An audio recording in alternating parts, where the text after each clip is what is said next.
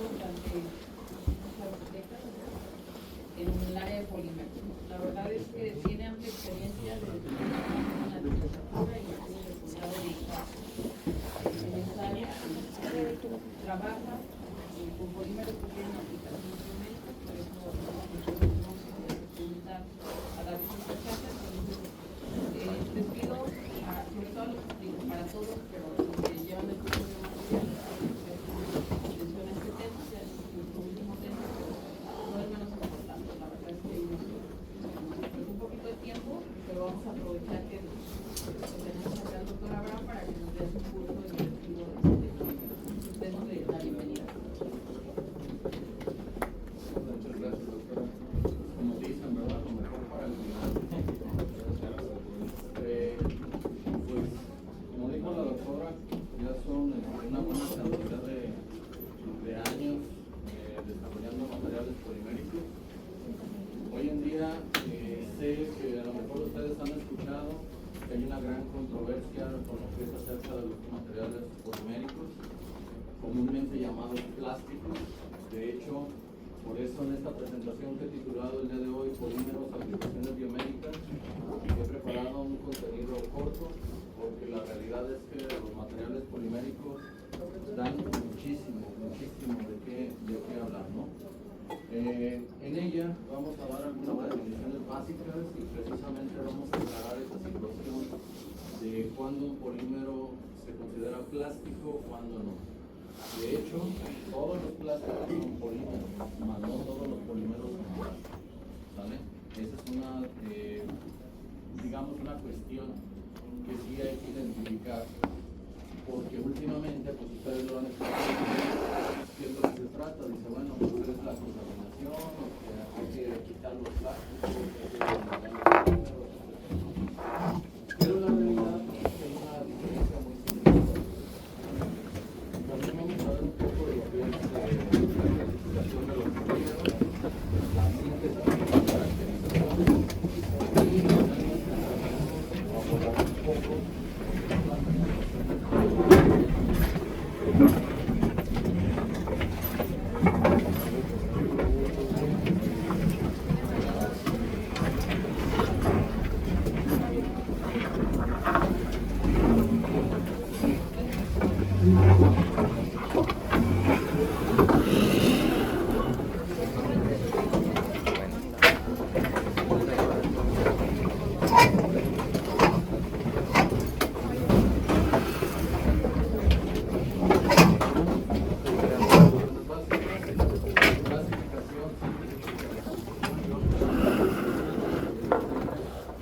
específicamente vamos a hablar acerca de lo que nosotros estamos trabajando y de cómo puede ser aplicado al área biomédica.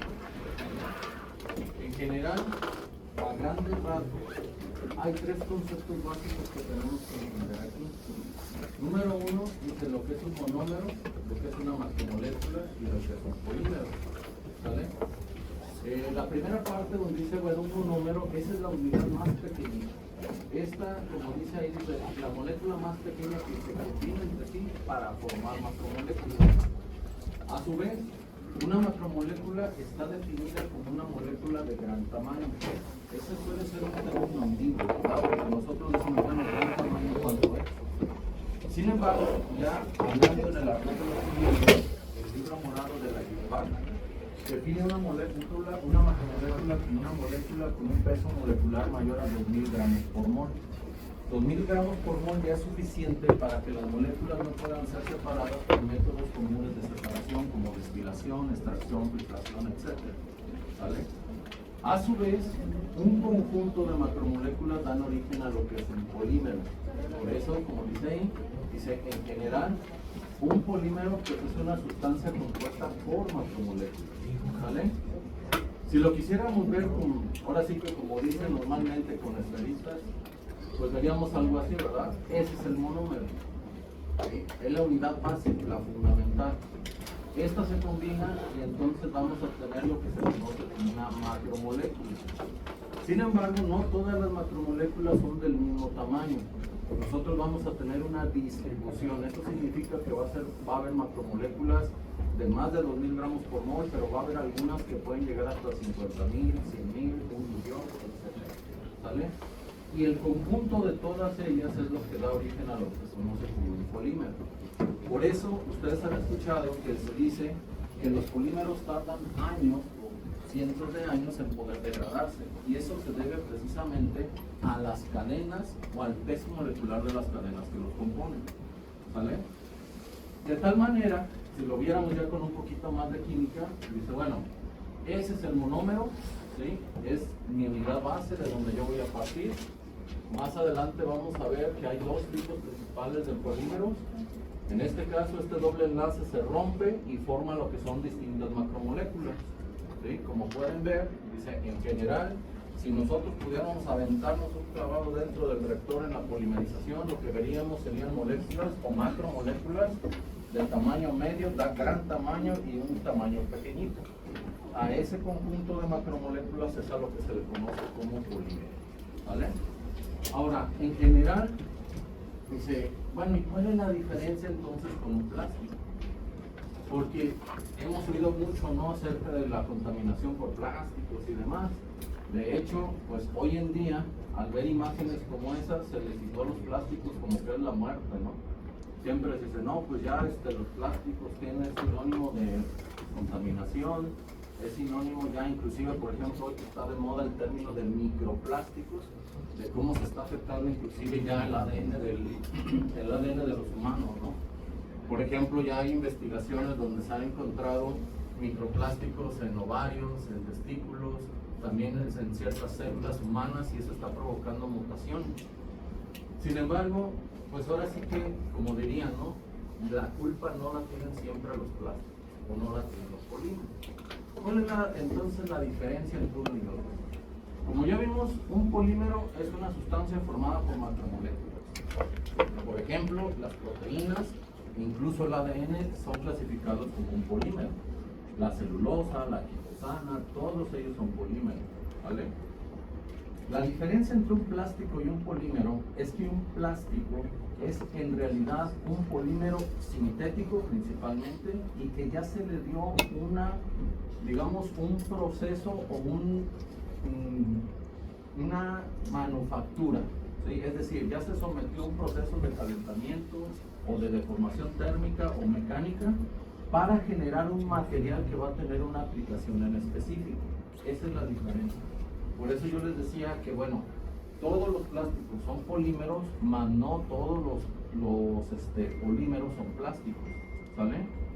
Con base en eso, dice, bueno, imagínense cuando yo escucho hablar de que dicen, no, pues hay que prohibir los polímeros porque pues están contaminando de gran medida. Yo me pongo a pensar, bueno, ¿y qué pensarían las personas que dependen de esto, no? Por cierto, estos enlaces que les dejo ahí son para los artículos de donde los tomé. Están gratuitos y los pueden descargar de internet, son libres, para quien guste ahondar un poquito más en el tema, ¿no? Por ejemplo, dice, bueno, hoy en día los materiales poliméricos son utilizados en baterías, supercapacitores, celdas solares, catálisis, superficies hidrofóbicas, liberación de fármacos, biosensores y dispositivos que son o que dan respuesta a ciertos estímulos fisiológicos, ¿vale? También son utilizados en implantes, en materiales para prótesis, materiales dentales, como vamos a ver más adelante, apósitos, liberación de fármacos, ingeniería de tejidos, etc. Entonces, como pueden ver, no siempre es malo, ¿verdad? La culpa no realmente la tienen los polímeros. ¿Cuál es el problema entonces? El problema son lo que se le llama plásticos de un solo uso. Esos que están ahí, ¿sí? De hecho, como dice ahí en el circulito, esta fue tomado de la fuente del JCR Report, que es a nivel mundial, y desgraciadamente las principales contaminantes son botellas, bolsas, envolturas, bolsas como con cierre o ornamentada a ciclos, cubiertos, colillas de cigarro, globos, todo lo que tiene que ver con eso, incluso hasta la parte sanitaria, etc. Recordarán cuando terminó por ahí la pandemia del COVID, cómo se mostraba la contaminación por todos los cubrebocas que se usaban, ¿sí o no? Que decía, bueno, no hay una buena disposición. De hecho, es lamentable que aquí vas a muchos laboratorios y, por ejemplo, los guantes que se usan en el tratamiento de reactivos químicos o con ciertos gérmenes o demás, pues los ves tirados en los botes de la basura. Eso es algo que no se hace correctamente, ¿sí? Debe haber una disposición adecuada para eso. Para las dentadas pipetas de plástico, para todo lo que tiene que ver, debe haber una disposición, ya está regulado inclusive. El problema más bien es la concientización de las personas. Por ejemplo, en muchas ocasiones se nos ha dicho, es mejor el vidrio que el plástico para traer ahí nuestra agua, y esto es verdad. Pero ¿cuál es la, digamos, la desventaja del vidrio? Número uno, es pesado. Número dos, no se le pueden dar todas las formas que moda, como le llamamos, que sí se le puede dar al plástico. Por ejemplo, una contaminación muy abundante por polímeros es la fast fashion o la moda fashion. No sé si lo han escuchado.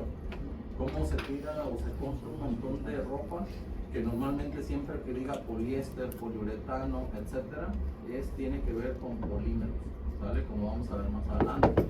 Entonces, más bien es la concientización de las personas. Por ejemplo, aquí yo veía que incluso se ponían hasta recipientes para la separación del plástico y no se hace adecuadamente. De hecho, ni siquiera se nos dice. Por ejemplo, un material polimérico está conformando a la etiqueta, otro tipo de material está conformando al envase en sí y otro tipo de material está conformando a la taparrosca. En realidad debería haber una separación de 3 materiales distintos. Sin embargo, normalmente pues todos se colocan en el mismo sitio, ¿vale? Entonces, esos son los problemas que están más bien afectando, ¿sí?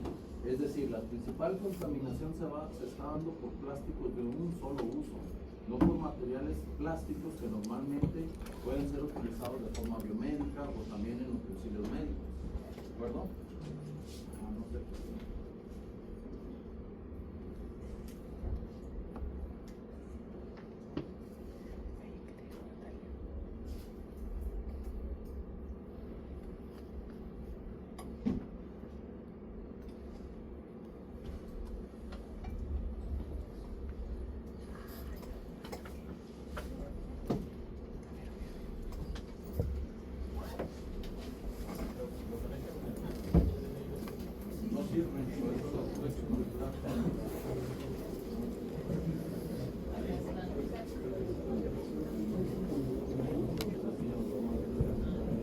Entonces, hasta aquí vamos bien, si queda claro la diferencia entre un plástico y un polímero para todos.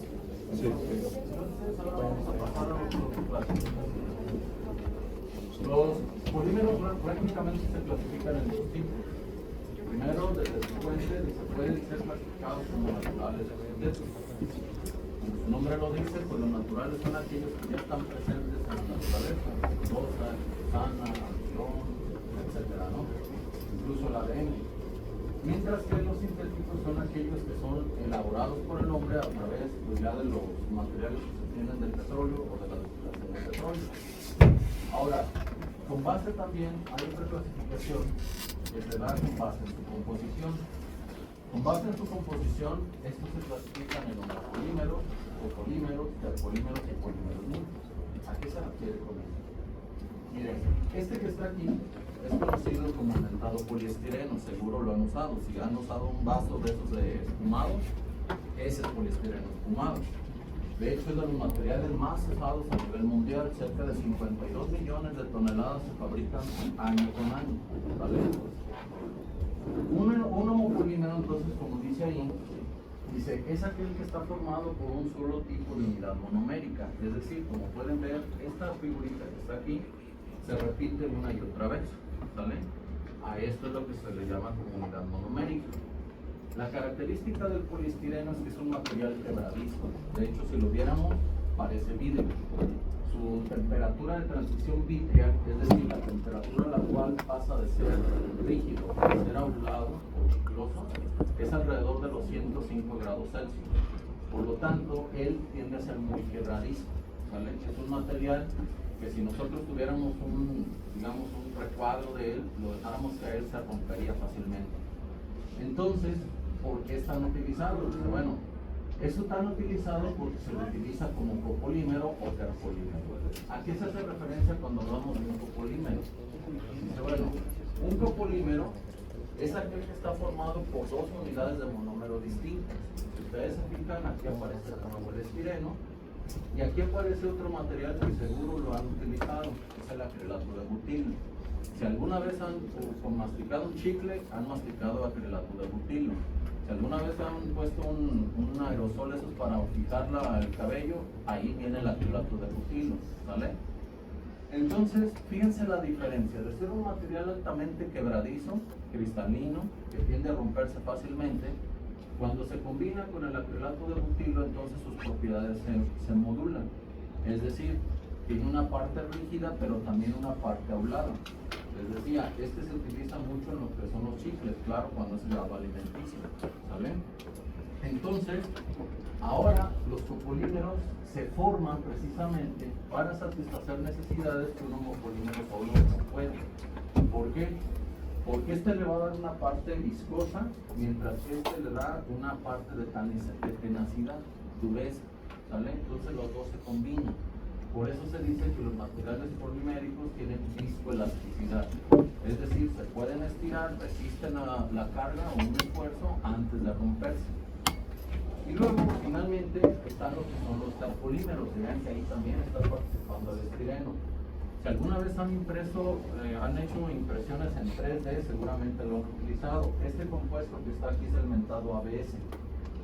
De hecho, dice, bueno, un terpolímero es un polímero formado por 3 unidades de monómero distintos. En el caso del ABS, está compuesto por acrilonitrilo, butadieno, y este que está aquí es el estireno, de ahí el nombre ABS, ¿vale? Son las iniciales de ellos tres. El plástico es el negro, que normalmente viene para las impresiones 3D, o también el ABS es de lo que están hechos las defensas de los automóviles hoy en día, o inclusive los tableros, ¿vale? Es el plástico color negro, de alta resistencia. Cuando nosotros tenemos más de 3, es decir, ya ahí parecería que nos está pasando, ¿verdad? ¿No? Aquí ya 3 las combinaciones, pues tienden a ser complicadas, porque esta X, Y y Z representan en sí la composición de cada uno de ellos. Y nosotros añadimos cada uno de ellos dependiendo las propiedades térmicas o mecánicas que nosotros deseamos, ¿vale? Pero ya cuando nosotros ponemos más de 3, entonces se le llama polímero múltiple. Sí existe y los han utilizado ustedes. De hecho, eso se llaman polímeros sensibles a presión. Se han utilizado una cola loca, entonces han usado un polímero múltiple. La plastiloca es un polímero múltiple, ¿vale? Ellos normalmente están compuestos de 4 polímeros de condensación, como vamos a ver más adelante, incluyendo los poliuretanos. Entonces, con base en su composición, nosotros vamos a tener estos cuadros. Ahora, es importante notar esta cadena que va aquí, porque a esto se le conoce como columna vertebral. Más adelante vamos a ver que hay 2 tipos de polímeros y que se clasifican precisamente con base en los grupos que están aquí. Por ejemplo, bueno, de acuerdo con su clasificación en la estructura, los polímeros pueden ser clasificados de forma lineal, ramificada o entrecruzada. Estos últimos han tomado una mayor importancia o relevancia hoy en día. Desafortunadamente casi todo empieza para la guerra, ¿sí? Esto que ven aquí, ustedes lo mismo lo pueden buscar en YouTube, son las mentadas llantas antiponchaduras o ante todoterreno. Esa estructura, si ustedes se fijan, es la estructura de un tipo coral, ¿sí lo ven? De hecho, pues cuando estábamos en el posgrado, había un maestro que nos decía, el mejor científico es aquel que copia mejor a la naturaleza, porque la naturaleza ya lo hizo. De hecho, los estudiosos en materiales se dieron cuenta que esa estructura tipo coral es altamente resistente.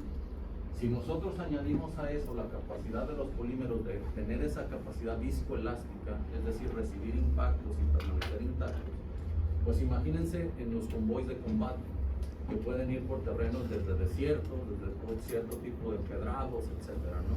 O sea, lamentablemente pues surgen para la guerra, ¿verdad?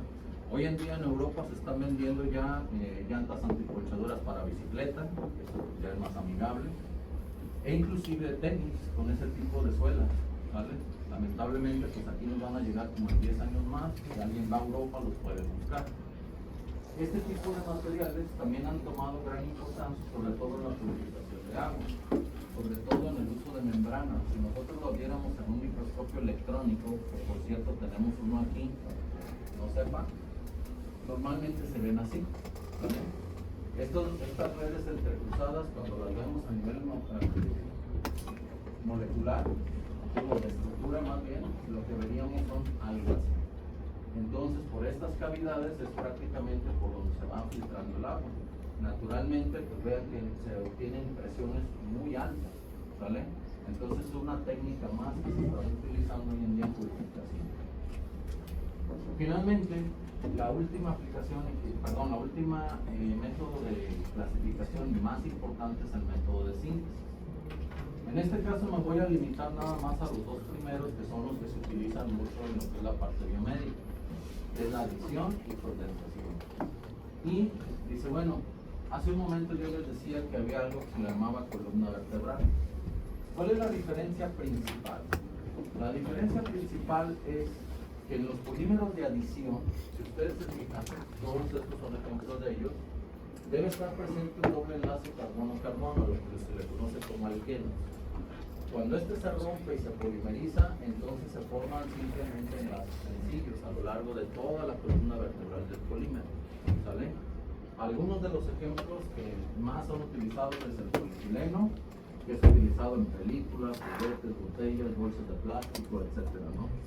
El mentado PVC o cloruro de vinilo, que se utiliza en botellas, tubos, sobre todo en lo que es hidráulica, revestimientos, pisos, etcétera. De hecho, no sé si cuando eran niños llegaron a oler una pelota nueva, que le olían como un olor a chicle, pues ese olor es el característico del cloruro de vinilo, ¿sí? Lamentablemente, pues muchas veces, bueno, a mí me tocó ver, ¿no?, compañeros que pues olían el olor a chicle y todavía le lamían, ¿no?, cuando la pelota estaba nueva. Desafortunadamente, pues es un material polimérico, ¿no? El otro es el polipropileno, otro de los más empleados, poliestireno, como ya se lo mencioné, el mentado teflón. No sé si han visto por ahí en Netflix, hay una película que se llama El precio de la verdad, con Mark Ruffalo, el ese que la hace de Hulk. ¿No la han visto? Si no, se lo recomiendo. Ustedes son muy chavos, yo creo que todavía ni nacían, porque el teflón surgió por ahí en los 80s, pero comercialmente se empezó a vender en los 2000. Si no, pregúntenle a sus papás para que vean que todas las mamás estaban súper emocionadas, ¿no? Decían, mira, el huevo no se pega, y le daban así como chef profesional, ¿no? Y aventaban el huevo para arriba y todo el rollo. Y eso se debía gracias al teflón. El teflón es un polímero súper hidrofóbico. Es decir, cuando cae una gota de agua sobre el teflón, la gota prácticamente se hace una bolita. ¿Por qué? Porque así reduce al mínimo la energía libre de Gibbs. Es decir, la energía de repulsión entre uno y otro es mínima cuando la forma geométrica es una bola, ¿vale? Por eso, si ustedes se fijan, en todos los materiales que ustedes vean y pongan agua y se forme una bolita, esa bolita significa que la superficie es altamente hidrofóbica. De hecho, algo que copiaron de la naturaleza, porque hay una planta en Malasia que precisamente tiene ese recubrimiento. Si se han fijado, cuando llueve en las plumas de las aves, ustedes fíjense y van a ver que en las aves se forman gotas así, como bolitas. Eso significa también que en el caso de las plumas de las aves tienen un material altamente hidrofóbico. Por eso no sé si han visto que luego las casitas solo están todas infladas, si cuando llueve pues no llega el agua hasta su cuerpo, ¿vale? Eso ya lo hizo la naturaleza así, el humano nada más lo copió. Desafortunadamente el teflón, pues fíjense cómo es la industria, ¿no? Y ahí es donde viene el problema, chicos. Por eso les decía, la culpa no es de los polímeros. El teflón fue, de acuerdo con esa investigación que presentan en esa película, y es real, fue desarrollado por la empresa DuPont. Pero fíjense cómo fue DuPont. DuPont fue la que desarrolló el polímero y a su vez fue la que lo reguló. Entonces imagínense, pues si yo lo hago, yo lo regulo, pues claro que yo voy a decir que es inocuo, que no afecta nada, que todo está bien. Pero como podemos ver, en su molécula lleva átomos de flúor, y el flúor es altamente cancerígeno, ¿sí? Es un veneno para los humanos. Entonces, esta empresa dice, bueno, pues todo está bien. Por ahí del 2000, cuando todo el mundo empezó a comprar esas cacerolas de teflón y demás, se empezaron a ver que efectivamente pues había ciertos daños a la salud. Fue entonces cuando se le pidió a DuPont de decir, a ver, pues necesitamos ver sus regulaciones, qué onda con ellas. De hecho, los datos de investigación indican que hoy en día casi el 99% de todos los seres vivos está contaminado con teflón. Muy probablemente ustedes también, si su papá lo usaba, pues quizá ustedes también, ¿verdad? Otro es el orlón, o también llamado acrilán, que es el mentado poliacrilonitrilo. ¿Sí? También está el polimetacrilato de metilo, este es el que nos ponen como resinas dentales, incluso para las uñas, o inclusive, bueno, a mí me tocó ver ahí en unos salones de belleza que llegaban y les ponían a las personas cierto polímero en el cabello, que para ya dejarlo fijo así, ¿no? Sobre todo cuando se hacen las mentadas rastras o las trenzas, pues no es otra cosa más que polimetacrilato de metilo. El polimetacrilato de metilo, fíjense bien, es tan versátil que puede ir desde los pegamentos de las uñas o las uñas sintéticas hasta lentes de contacto, ¿vale? Entonces es un material altamente polifuncional. Luego está, por ejemplo, el plexiglas, también está el poliacetato de vinilo, se han usado resistor 850 o alguna pintura, entonces usaron poliacetato de vinilo, ¿de acuerdo? Esa es la característica que tienen los polímeros de adición, es decir, requieren la presencia de un doble enlace carbono-carbono para poder formarse. En las aplicaciones biomédicas son los que más se utilizan, de hecho, estos que están aquí. El otro tipo son los de condensación. Estos son un poquito más complejos, hay que tener una buena base sobre química orgánica, ¿no? ¿Por qué? Entre los más comunes están las poliamidas y, por ejemplo, todas esas espumas, esas son poliamidas. Los poliuretanos, si alguien ha trabajado en madera, no sé si ha visto que les venden el poliuretano y les venden el catalizador. Si han trabajando en laminado de autos o cosas por el estilo con fibra de vidrio, ese es poliuretano. Incluso los respaldos de los automóviles es poliuretano. Yo trabajé con una empresa, asesorando una empresa que está aquí en Zapopan, que se llama Ureblock. De hecho, es bien curioso el tipo en la que se forman los poliuretanos. ¿Por qué? Porque imagínense, yo creo que es como este espacio, es una caja de vidrio prácticamente el reactor, la parte que de abajo del piso se mueve, entonces cae la mezcla aquí y empieza a reaccionar, así como si fuera un pastel que se está esponjando, ¿vale? Y realmente lo que lo detiene es la caja de vidrio, ese es el reactor. Es bien curioso, las industrias de los polímeros, realmente pues la imaginación es el límite, porque en ese caso yo cuando vi nunca había visto una polimerización de ese tipo, y fue increíble ver cómo se iba formando la espuma, iba creciendo así hasta pues yo cabía dentro del reactor, imagínense que será casi como de 2,10 metros. Al final salía el lingote, así se le llama, era un paralelepípedo de 20 metros por 2 por 10, 2 por 10. Después lo que se hace se le llama curado. El curado significa dejar al polímero todavía continuar la reacción de polimerización. ¿Han visto los termómetros que se utilizan mucho en cocina que traen así como una varilla y un relojito? Así como el que le meten al pavo, ¿no? Órale, ver qué onda con la temperatura en la parte central. Así es en el caso de los lingotes de poliuretano. Normalmente, pues imagínense un cuadro de 2 metros por 2 metros, es una varilla por este vuelo, ¿no? Entonces, estas personas, conforme va cayendo la temperatura, se van dando cuenta que la reacción de polimerización ya terminó. Naturalmente, cuando ya alcanza la temperatura ambiente, se dice, pues ya terminó, ¿no? Ya llega la cortadora y empieza a rebanar. No sé si han pasado aquí por Olímpica, pero aquí por Olímpica es muy común que tengan esos lingotes. Ahí hay una empresa que hace colchones y demás. De hecho, pues si usan un colchón de ese tipo, pues quiere decir que duermen en una base de poliuretano. Por eso les decía, realmente es más difícil ver o darles un ejemplo de en dónde no están los polímeros que en dónde están, ¿verdad? Luego, dice, bueno, en general, ¿qué ondas con esto? ¿Qué son los polímeros de condensación? Fíjense, en este caso, aquí nosotros tenemos un diol y un diácido, ¿verdad? Este es un ácido carboxílico, este es un alcohol.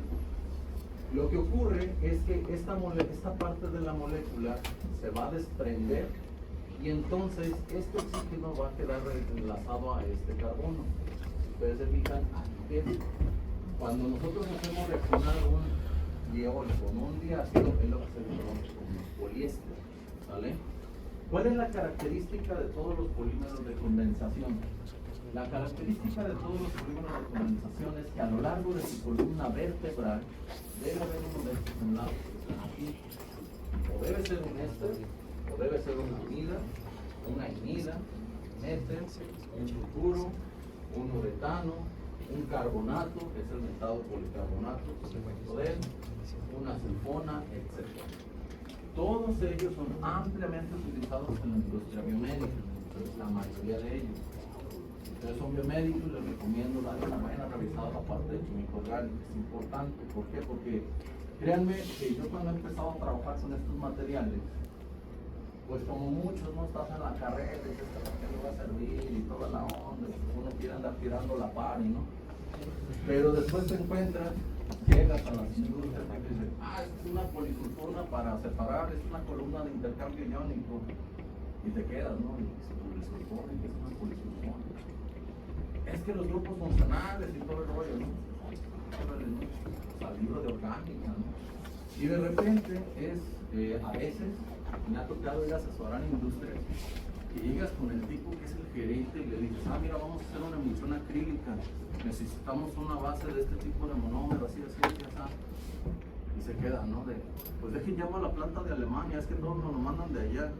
Ya les digo, oye, pero si tú no conoces el proceso o qué onda, pues es que nos mandan una cosa ya con agua y un aditivo, ¿no? Pero ¿sabes qué? Pues entonces mejor danos el DC y nosotros le hacemos estas y ya nomás nos pagas. Porque si nos estamos ahí de aquel que te enseño yo, pues toda la química orgánica está cañón, ¿verdad? Entonces, consejo, estudia química orgánica. Bien, después de eso, la síntesis de la persona, así viene la parte importante, ¿no? Fíjense, dependiendo de qué es lo que vayamos a hacer, es el tipo de método de síntesis. No voy a profundizar aquí porque créanme que hay libros enteros. Esto lleva desde 1900.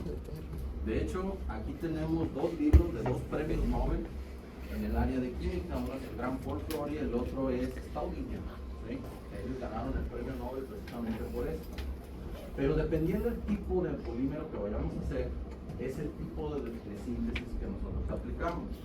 Por ejemplo, todo empieza en la síntesis, ¿por qué?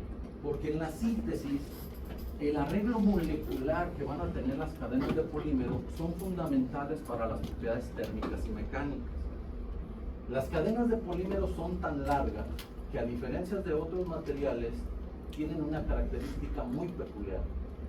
Pueden enredarse entre sí mismas, doblarse e interactuar con otras cadenas. Por ejemplo, cuando se doblan sobre sí mismas, forman regiones que se les llaman regiones cristalinas, porque hay un empaquetamiento o un orden en sus cadenas. Cuando interactúan con otras cadenas, entonces crean zonas amorfas, ¿vale? Como esta que se ve aquí, donde no hay un orden. Por eso, los materiales poliméricos, cuando se someten en ensayos a la atracción, responden de 2 formas. Número 1, los empiezas a estirar, ahorita vamos a ver un ejemplo, se siguen estirando y de repente truena. Entre más cristalino es el material, es mejor. ¿Por qué? Porque imagínense que yo empiezo a estirar, entonces este que está aquí, esta zona que está aquí se comporta como una liga. Como están sueltas las cadenas, como pueden ver, se estiran fácilmente. Sin embargo, cuando llegas hacia la región cristalina, primero hay que jalar esta región que está arriba, luego la que sigue, la que sigue y la que sigue. Eso es lo que empieza a poner mucha resistencia. Lo mismo cuando nosotros aplicamos calor, las primeras que responden son estas que están aquí. Ellas rápidamente se empiezan a mover y se deslizan una sobre otra. Sin embargo, estas no. Primero deben ganar la suficiente cantidad de energía y después comenzar a fluir, ¿sale? Esas son las características. Por eso todo viene desde la síntesis. La síntesis es la parte importante, es la más importante. De hecho, yo les digo a mis estudiantes de posgrado, si aquí lo haces mal, ya no hagas esto, ya mejor regrésate, porque si desde aquí ya va mal, esto te va a salir mal, ¿vale? Naturalmente, ¿verdad? Nosotros, ¿qué hacemos? Bueno, primero vemos en qué lo vamos a aplicar, después vemos qué propiedades térmicas y mecánicas necesitamos y con base en eso elegimos el método de polimerización, ¿Sale? Esa es la forma en la que nosotros trabajamos. Por ejemplo, el caso más simple es ese que está ahí. A ese tipo de polimerización se le llama por lotes. Lo único que hacemos es ponemos un reactorcito, un baño de reacción. Algunos le llaman pecera, pero yo no veo ningún pez ahí, ¿verdad? Yo por eso le llamo baño de reacción. Está en agitación y esto que se ve es un burbujeo de nitrógeno para quitar al oxígeno, para que no eche mosca en la reacción, ¿vale? Ese es el método más común que se utiliza tanto a nivel laboratorio como industrial, ¿vale? Sin embargo, si nosotros queremos modificar el tamaño, la longitud de la cadena, etcétera, utilizamos otro método. Ese que está ahí. En este método, nosotros tenemos un mayor control sobre el crecimiento de la partícula y también sobre la cadena que está creciendo dentro de ella. ¿Por qué? Para eso traje esta bonita. Imagínense, nosotros ponemos ahí dentro un agente que se llama agente tensoactivo. Dentro de él es donde se va a formar el polímero. Acá, en este tipo de polimerizaciones, desde un inicio, el monómero entra y hincha así. Y por lo tanto ya ese es el tamaño que se va a tener. En este tipo de polimerización, por el contrario, está el tensoactivo y a medida que voy adicionando el monómero, como se ve en la jeringa, la molécula va creciendo, y crece hasta un tamaño que yo elijo. ¿Vale? Por eso les decía que, bueno, aquí se tiene mayor control sobre el peso molecular y sobre el tamaño de partícula, que son fundamentales en las propiedades térmicas y mecánicas. Por otro lado, también, cuando nosotros vamos a combinar más de un solo monómero, hacemos, por ejemplo, lo que es una red polimérica, una red polimérica interpenetrada. Vean que primero añadimos un monómero. Aquí quiero dar las gracias a AliExpress que nos vende este tipo de reactores. Luego añadimos un monómero 2, un monómero 3. Fíjense que ahí estamos haciendo interpolímero. Este tipo de nanogeles, chicos, estamos formando nanogeles de 50 nanómetros. Van a responder no solamente a los cambios del pH dentro del cuerpo humano, sino también a los cambios de temperatura. Y eso lo estamos haciendo para liberar un fármaco que se trata, o más bien ayuda en el tratamiento del Alzheimer. En este caso, este terpolímero es vía intranasal, no es coca, no frente a no. Si han visto los que son alérgicos, se venden unos pomitos que por un lado traen el disparador, se agita, de hecho este va a quedar así en agitación, por eso dice 48 horas de reacción, imagínense el pobre estudiante ahí. Entonces, lo que se hace, se agita y vienen los disparos, es vía intranasal. Para que sea vía intranasal y funcione, la farmacopea, que es la que nos rige y nos da los lineamientos junto con COFEPRIS, nos indica que el tamaño de partícula debe estar entre 200 a 500 nanómetros para que pueda penetrar en la mucosa y también en el tejido de la nariz. ¿Sí? Y entonces sí pueda absorberse y entonces liberarse el fármaco. Además, también seguimos los lineamientos de la FDA. Ustedes saben que los gringos siempre nos imponen las reglas. ¿Sí? Entonces ellos nos dicen qué tipo de monómeros sí son compatibles con el cuerpo humano y cuáles no. De hecho, hoy en día todavía sigue habiendo una gran controversia sobre este tipo de partículas. Por ejemplo, ¿han escuchado hablar de la acrilamida? ¿Alguien ha escuchado hablar de la acrilamida?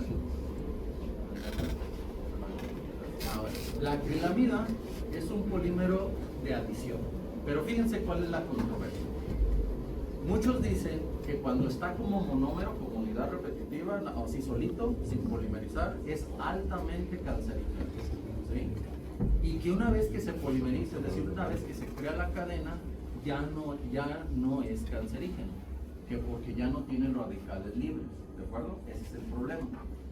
La FDA hoy en día todavía no se pone de acuerdo, porque hay investigaciones que dicen, ok, por ejemplo, vamos a suponer en esta reacción que yo usé, yo no usé acrilamida, pero vamos a suponer que la hayamos usado. Normalmente las revistas de alto impacto nos preguntan, oye, ¿cómo estás seguro de que quitaste toda la acrilamida? Le digo, híjole, pues yo usé todos los métodos más sofisticados de purificación, las caracterizaciones correspondientes, hicimos el examen toxicológico y pues veo que no hay muerte celular, entonces yo creo que ya no hay acrilamida. Pero hasta hoy en día no hay un método así exacto que me diga que ya no está el monómero presente. Entonces, ¿qué hizo la FDA? Bien listo, porque ahora que los gringos son cañones, ¿no? Una vez fui al Walmart y resulta que venía la temporada de lluvias y ya ven que hacen unas botas así muy padres, ya con colores, figuras y toda la onda, ¿no? Y en la parte de abajo decía, advertencia, en la elaboración de este producto se usó acrilamida, ¿no? Luego me pasé al área de deportes y están los balones medicinales para agarrar fuerza a la hora de golpear, ¿no? Y todo ese rollo. Y decía, advertencia, en el uso de la fabricación de este material se usó acrilamida. Me puse a investigar, porque pues, obviamente a mí me interesa todos esos temas, y dicen, es que la FDA fue muy lista. Como no hay un método preciso, exacto, para decir, ya no hay acrilamida, entonces nada más le dice al consumidor, mira, dice acrilamida, si tú lo quieres usar, bueno, si no lo quieres usar, pues es tu rollo, ¿eh? Si te da cáncer, pues no es por la acrilamida, o sea, es por otra onda, ¿verdad? Lo que no nos dicen es que en una carne asada también se genera acrilamida. Tampoco nos dicen que en los salchipulpos que nos comemos ahí de vez en cuando, ¿verdad? Cuando anda uno de antojo, el aceite que se está requemando una y otra vez genera más poliacrilamida que esto. Eso es lo que no nos dicen, ¿sí? Entonces, pues realmente es a veces, dices, híjole, pues ¿qué hago, no? Yo ya usé lo más que pude, pero la FDA es lo que dice. La advertencia de que yo use acrilamida. Si ya el consumidor lo quiere usar, pues es ya de ellos, ¿no? Y entonces en sus reglas, si ustedes buscan FDA, materiales biocompatibles, va a aparecer la poliacrilamida. Dicen, la acrilamida como monómero es altamente cancerígeno, la poliacrilamida ya no, ¿sale? Así está establecido. Y entonces lo único que nos dicen es, pues mientras yo te dé la advertencia, si tú lo quieres usar, bueno, si no, pues también, ¿no? Y así se vende. De hecho, así se vende hoy en día. No sé si quedó claro la duda con ustedes. Fíjense, uno de los métodos más usados, hasta el momento el más común, es el que se conoce como diálisis. Este es un tubito de celofán puro. De hecho, el que les venden hoy en día como celofán en las papelerías y demás, ya no es celofán, es poliestireno laminado. Ahorita les explico por qué. Miren, de hecho viene como una cinta. Lo que nosotros hacemos es cortar y luego hacemos una prueba similar a la que le hacen a los condones, nada más que nosotros con aire, ¿verdad? Con la idea de que no haya ninguna rasgadura o ruptura, porque si no pues se va a salir todo lo que pongamos ahí. Después, con mucho temple, ponemos lo que es el polímero dentro de la bolsa de diálisis, ¿sí? Ahí se ve. Y finalmente lo ponemos en agua, y el agua se reemplaza cada 24 horas. ¿Cómo actúa esa cinta de diálisis? Como un riñón. Realmente lo que hace es una presión osmótica. Dentro de la diálisis o del tubo de diálisis este que está aquí, está nuestro polímero con el agente tensoactivo, trazas de reacción y demás. Pero en el agua, al no haber esos contaminantes, entonces el agua trata de entrar hacia la cinta y lo que está dentro de la cinta trata de salir. ¿Por qué no se sale el polímero? Bueno, no se sale porque las cadenas de polímero, como acabo de mencionar, son grandísimas. Esa cinta se mide por el tamaño del poro. Si nosotros la viéramos a nivel molecular sería algo así, ¿sí? Y entonces el tamaño del poro que nosotros utilizamos es de 1200 gramos por mol. Quiere decir que sustancias pequeñitas de 500, 800, 1000 van a salir por ahí sin ningún problema. Pero más allá de eso se van a quedar retenidas, ¿vale? ¿Por qué les decía? Hoy en día esa cinta está regulada por la Sedena. ¿Por qué? Es de celofán puro. Lamentablemente, pues ya ven que en México todo es negativo. Los narcos la usan para utilizar un paso intermedio en la purificación de la coca. Entonces, pues ya de ahí ya no la venden, ¿sí? Lo que venden en las mentadas papelerías como celofán realmente es estireno con polimerizado con una sustancia que se llama maila. Por eso le da esa tonalidad. De hecho, ¿se han visto los globos que parecen globos metálicos así con figuras ahí el 14 de febrero? Ah, pues ese es el mentado maila. Por eso el papel celofán que dice que hoy nos venden realmente no es celofán.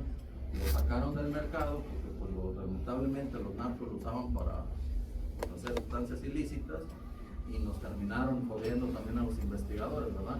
Ahora nosotros tenemos que mandar una carta a la Sedena diciendo, no, miren, yo estoy haciendo polímeros bien, no para matar gente. Pero pues bueno, ya te dan ahí, ¿no? Afortunadamente AliExpress la vende sin esa carta. Esa es la onda.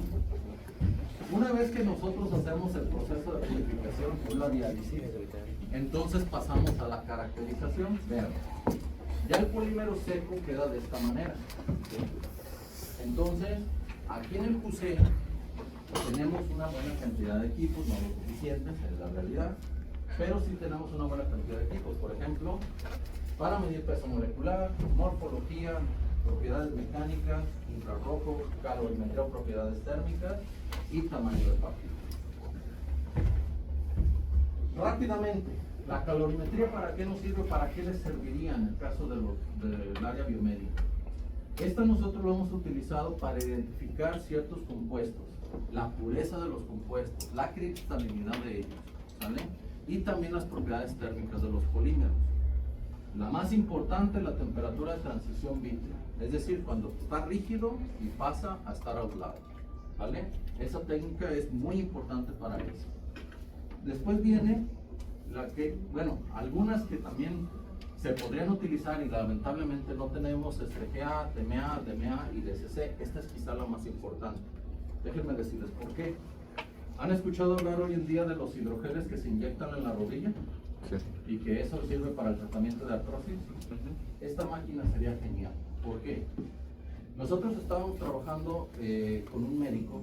De hecho, desde que empecé en esta área, yo trato de buscar el expertise de las distintas carreras, ¿no? Por ejemplo, si se trata de ver si es toxicológico o no, voy con QRB.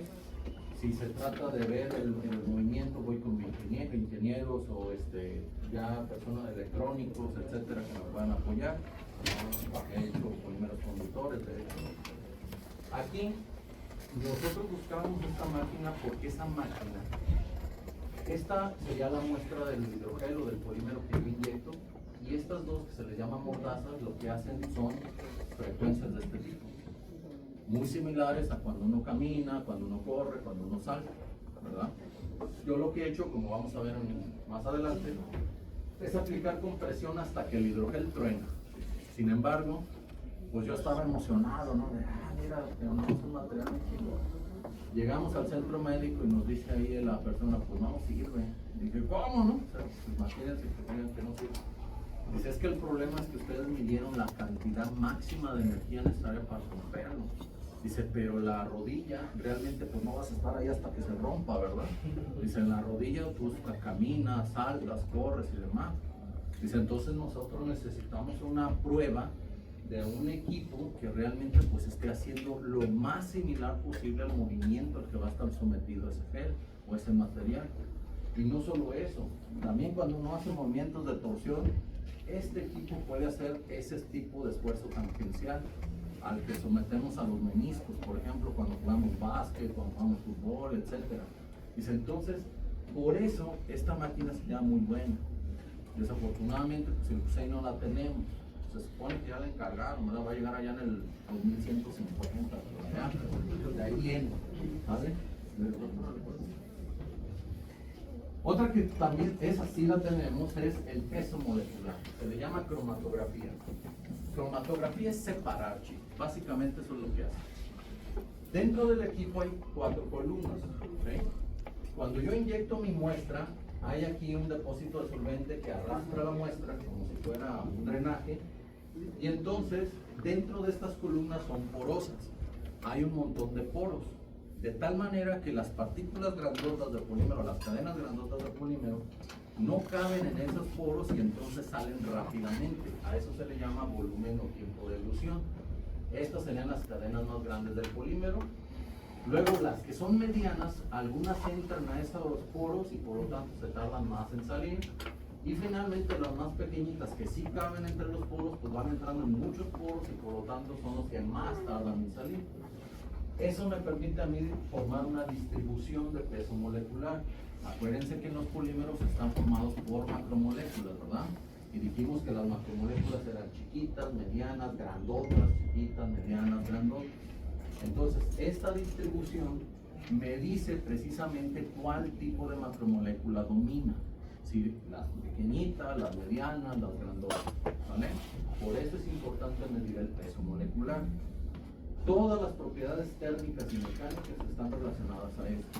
Estos dos, de hecho, casi después de sacarlo de la diálisis, es medir peso molecular, tamaño de partícula y propiedades térmicas. La morfología. Este equipo, de hecho, está aquí, es nuestro vecino en este momento. Es un microscopio electrónico de transmisión. Aquí se hace pasar una corriente de cerca de 100 kiloelectronvolts sobre un disco de boruro de lantano. Este trabaja a ultraalto vacío, libera una buena cantidad de electrones que se dirigen hacia la muestra que se inyecta aquí, y la muestra se pone en alguna de estas rejillas. Normalmente hay de níquel, titanio, molibdeno, oro, rodio, cobre y cobre. Nosotros compramos las de cobre, pues son las más caras. En realidad son las más chapas, ¿no? Pero bueno, sirven bien para todo lo que tiene que ser orgánico y biomédico, ¿eh? Esas llevan, aparte del cobre, llevan una capa fina de carbón, ¿sí? Entonces los electrones bombardean a la muestra y aquí justamente nosotros vemos esta imagen. Posteriormente, gracias a que se tiene esta cámara, la sola cámara costó 250,000 pesos.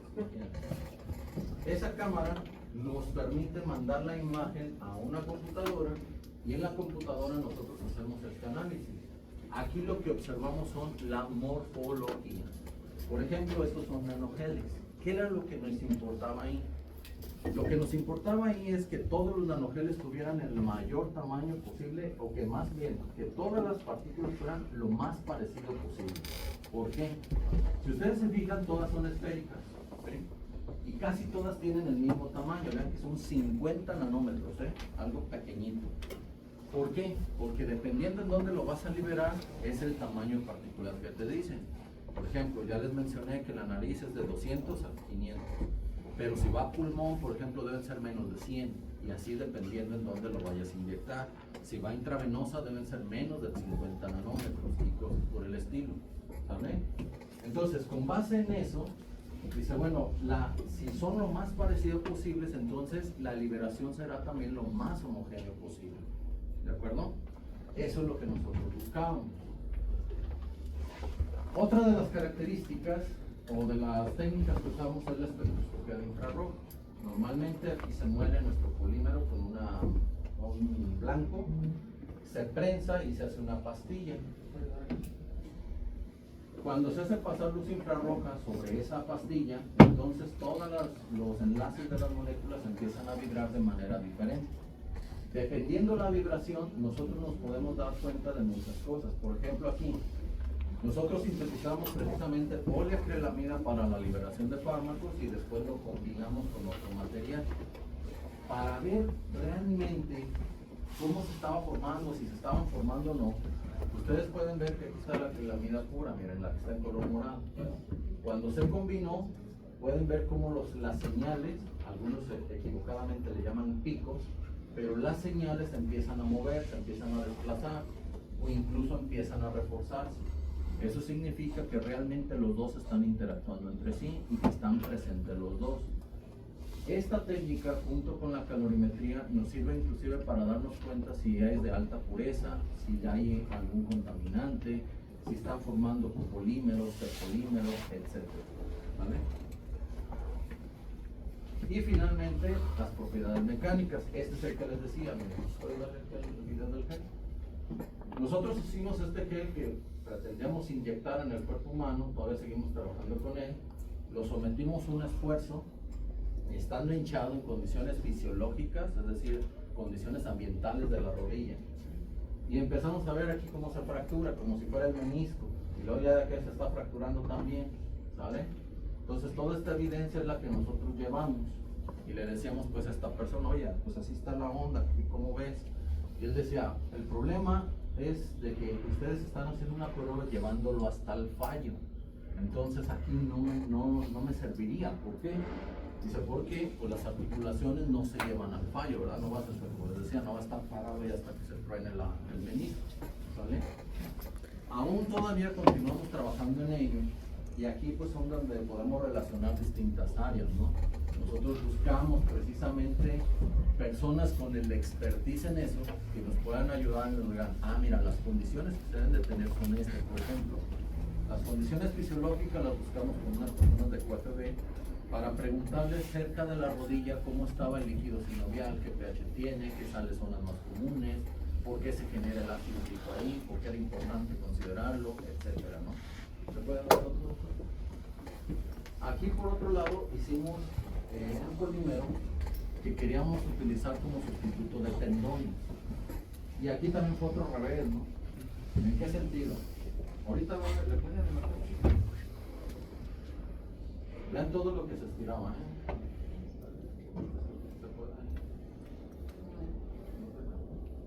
Bueno, ahorita van a ver que la cantidad que se estiró antes de romperse fue tremenda. De hecho, la fuerza máxima que necesitamos fueron 30 megapascales para romperlo.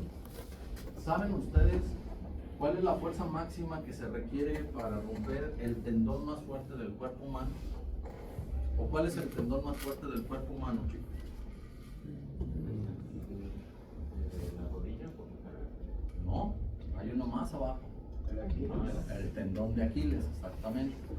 Resulta ser que el tendón de Aquiles, lo máximo que soporta es 1 megapascal de presión, ¿sí? O de esfuerzo. Entonces nosotros estábamos en 30 y dijimos, no, pues ya la armamos, ¿no? Pues imagínense, pues el otro nomás es 1 y nosotros 30. Pues ya pensábamos allá en los Lamborghinis, en Dubái, ¿no? Pues vamos al centro médico y nos dicen, falla otra vez, ¿no? Y, ¿cómo que falla? Pues tienes algo contra nosotros, ¿qué onda? Le dijimos al médico, ¿no? Dice, no, mira, es que desde el punto de vista ingenieril yo lo puedo poner y sí, vean todo lo que se sigue estirando y van a ver que se va a estirar más, ¿sí? Estas marcas, de hecho, son las marcas iniciales donde empezó. Sin embargo, él nos decía, yo lo puedo implantar, pero el cerebro va a querer que lo mueva y no lo va a mover. Entonces, ¿qué es lo que va a pasar? Pues que la persona va a andar ahí como si trajera un pie de palo, ¿no? Porque en realidad no va a tener esa tendencia a doblarse. Dice, entonces nosotros necesitamos que realmente esté asociado a 1 megapascal como máximo. Naturalmente este sí responde a estímulos eléctricos, ¿eh? Le decimos pasar corriente y de hecho los polímeros tienen memoria y recuerdan. Ahorita vamos a hablar de eso. Entonces, pues realmente se fue tremendo lo que se estiró, se rompe. ¿Y por qué digo que tienen memoria? Porque una vez que se rompió, comienzan a regresar. Es decir, tratan de regresar a su estado original, por eso se dice que tienen memoria y recuerdan, ¿sale? Y también se dice que son inteligentes porque responden a estímulos externos. Por ejemplo, ¿han escuchado la palabra piezoeléctrico? Sí. ¿Qué significa? Que ¿Lo han escuchado? manda una señal eléctrica al Eléctrico recibir significa presión. que un efecto de un cambio de presión genera una señal eléctrica, ¿vale? Ven, ahí está.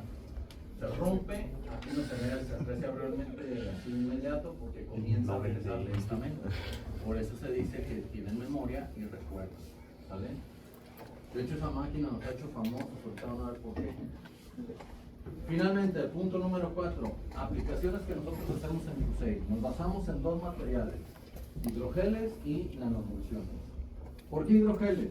Porque como ven, se aplica en ingeniería de tejidos, también en todo lo que tiene que ver con cirugías, en apósitos para personas con diabetes, en liberación de fármacos, y todos ellos tienen una respuesta, por ejemplo, a un cambio térmico, cambio eléctrico, de luz, cambio químico, humedad, mecánico, etc. Que es lo que nosotros utilizamos. Nanoemulsiones, ¿por qué nanoemulsiones? Porque son partículas pequeñitas de menos de 50 nanómetros, muy estables, que se utilizan en cosméticos. Yo les aseguro que cualquier persona que traiga un labial o algo así que diga polisorbato es una nanoemulsión, ¿sale? Si se han tomado un jugo Jumex es una nanoemulsión. Luego, vía intranasal, con una chica de maestría estamos haciendo esto para integrar, que es inyectado. CNC, ahorita no recuerdo esta parte. Ocular, ya también estamos probando nanoemulsiones para la liberación de ciprofloxacino en vía ocular. Pulmonar, lo dejamos porque les decía, las partículas les sean muy pequeñitas, muy estables. Transdérmica, parches sobre todo, estamos trabajando en ello. Y la más común, vía oral, ¿vale? Son de lo que nosotros hacemos. Por ejemplo, hidrogeles. Nosotros estamos haciendo hidrogeles de dos compuestos que son aprobados por la FDA, que es la N-isopropilacrilamida. Si se han tomado una pastilla que vean así como aguadita de vitamina E, por ejemplo, han comido nipa, ¿sí? O N-isopropilacrilamida. El otro es el ácido itacónico. Este normalmente se entrecruza, se polimeriza durante 24 horas a 30 grados Celsius para formar un gel de este tipo. Cuando están hinchados se ve así, cuando están secos se ve así, que es lo que nosotros llamamos aerogel. Cuando los vimos al microscopio electrónico, lo que vemos es esto. Es justamente aquí donde los fármacos se absorben. ¿Qué características tiene eso? Tiene una respuesta dual. El ácido, cuando cae, ¿cuál es el pH promedio del estómago, chicos? ¿Lo saben? 3.5. Del intestino delgado, Ah, eso sí. del intestino grueso. Yo que venía a ver si ustedes querían colaborar conmigo. Del colon, de la boca, ¿no? Bueno, para una persona sana se ha reportado que el pH promedio en el estómago es entre 1 y 3, principalmente 2. ¿Sale? Entonces, fíjense bien lo que hacemos. ¿Dónde está la esfera del dragón? Nosotros tenemos un cerogel, ¿sí? Así, seco. Está compuesto de un copolímero. Este responde a la temperatura, este responde al pH. ¿Sale? Cuando este está solito, abajo de 32 grados, él se hincha así, una pelotota. Pero cuando llega a 32 grados, hace esto, ¡pum!, pero de golpe. Entonces eso significa que mucho del fármaco que yo quiero liberar queda atrapado aquí adentro. No lo puedo sacar. Por lo tanto, nosotros lo que hicimos fue agregar algo que lo mantuviera relativamente hinchado, que fuera deshinchando así lentamente, para permitir que la mayor cantidad de fármaco saliera. ¿Vale?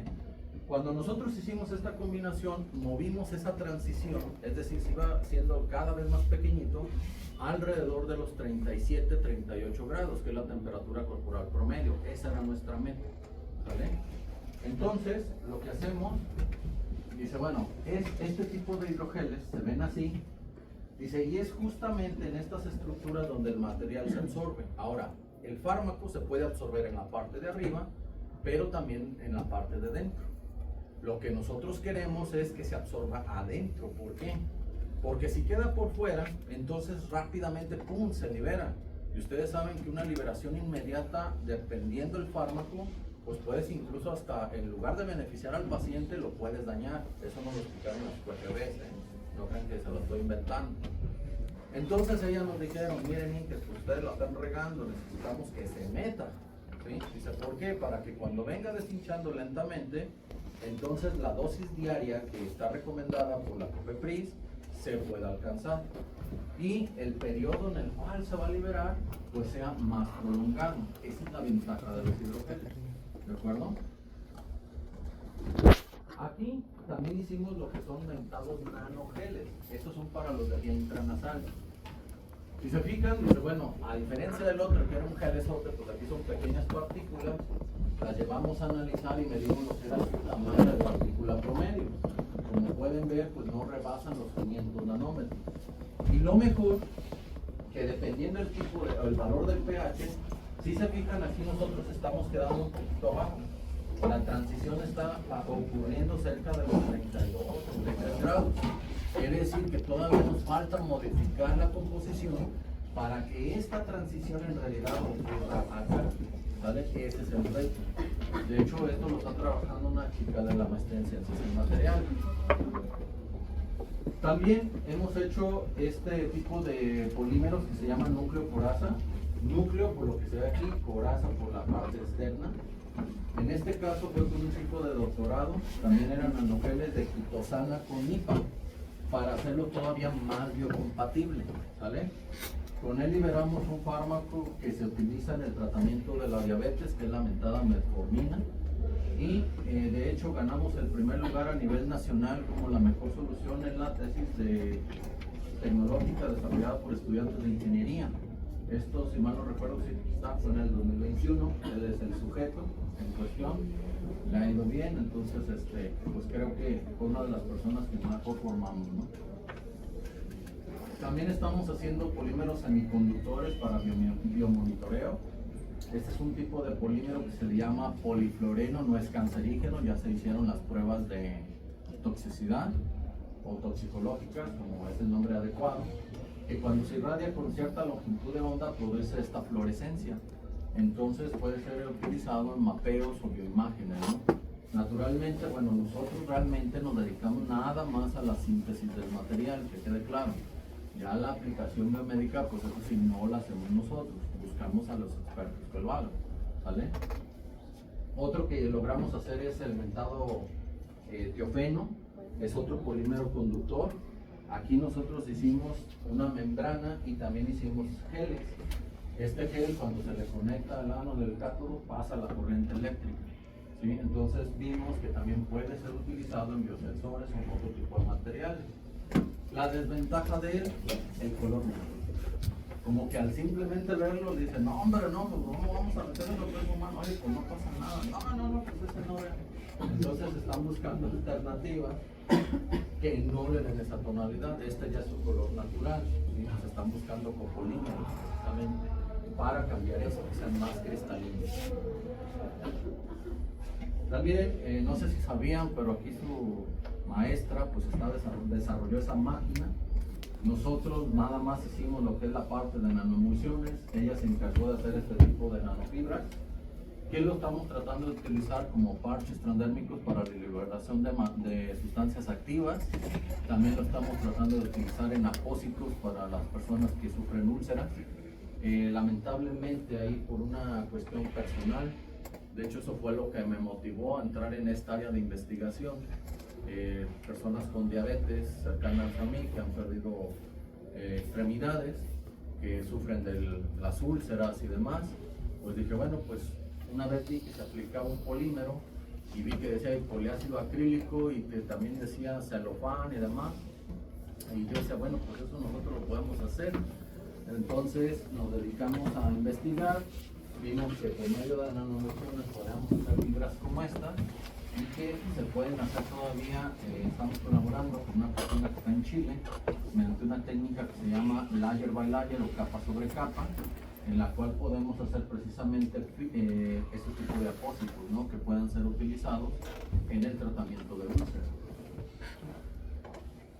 Y por último, estamos trabajando con una persona de allá del club de Patitlán en ortodoncia y odontología. Miren, nosotros hicimos una prueba en una máquina de pruebas universales precisamente para determinar la fuerza de adhesión de las resinas y los brackets. Por cierto, estos son dientes naturales. La maestra les va a dar 10 puntos a quien done dientes.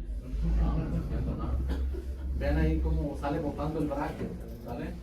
De hecho, pues en esta universidad uno tiene que ser la de todo, ¿no? Ahí me ven, ese soy yo, no crean que es falso, no crean que eres guía, ¿verdad?